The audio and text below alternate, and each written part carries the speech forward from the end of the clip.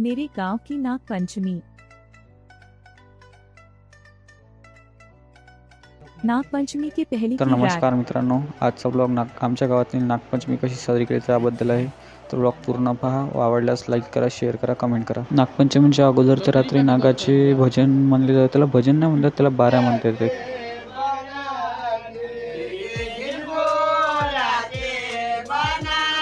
नागदेवताच्या बाऱ्या म्हणता एका जणाच्या अंगात नागदेवता आलते।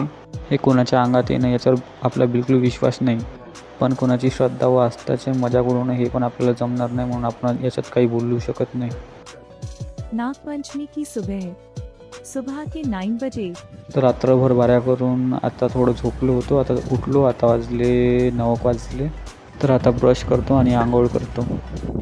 आंघोळ करून सगळ्यात पहिले घरची पूजा करून घेतली। माफ करा मित्रांनो, ठाण्यावरची पूजा करतानाचा व्हिडिओ तुम्हाला दाखवू शकला नाही, कारण का कॅमेरा पकडला कोणी होतं नाही। इथे आम्ही सगळे गावास येऊन पूजा करतो। नागपंचमी हा सण आमच्या गावात पिढ्यानपिढ्या चाललेला आहे। माझ्या वडिलाच्या आजोबापासून हा सण इथे चालू आहे आणि हा सण आणि संस्कृती आम्ही आता पण जपतोय।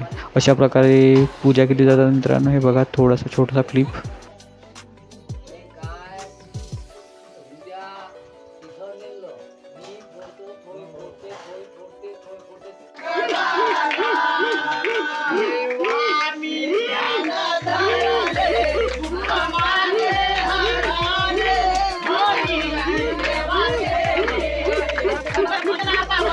आमच्या गावात नागपंचमीला खूप वैशिष्ट्य आहे मित्रांनो।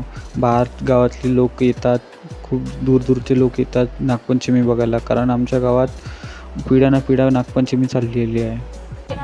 ह्या शेतात सगळेजण येऊन नागदेवताचे पूजा अर्चना व त्याचे खंड म्हणले जातात। हे खंड अशा प्रकारे आहे।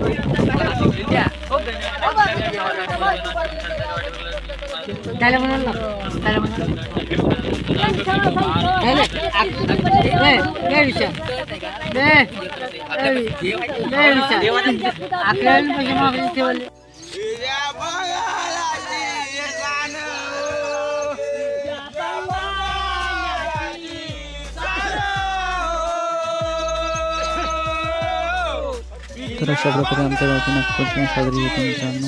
तुम्ही कमेंटमध्ये सांगा तुमच्याकडली नागपंचमी कशा प्रकारे साजरी केली जातात।